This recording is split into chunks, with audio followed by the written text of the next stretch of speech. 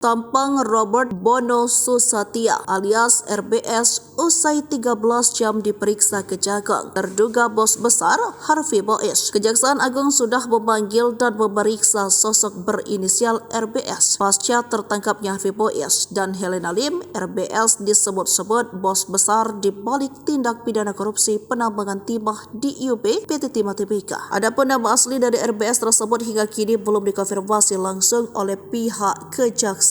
Namun sejumlah media menyebut Robert Bono Susatya dalam nama aslinya adalah RBS. Jika memang benar demikian, maka nama Robert sebenarnya sudah beberapa kali dikait-kaitkan dengan mega kasus di negeri ini. Saat menjalani pemeriksaan di Kejagung pada Senin 1 April 2024, Robert diperiksa sekitar 13 jam. Ia sempat tak disorot kamera ketika mendatangi pemeriksaan, namun wajah dan penampilannya pasca menjalani pemeriksaan sudah beredar luas di jagat maya. Ia terlihat sederhana. Ia memakai batik merah dan menutupi wajah dengan masker. Matanya terlihat sayu persis seorang yang sedang kelelahan. Meski demikian, ia tetap ramah menyapa wartawan yang langsung menghampirinya. Rentetan pertanyaan lantas dilontarkan awak media, mulai dari dugaan mendanai penambangan timah ilegal di Bangka Belitung hingga hubungan dengan PT RBT.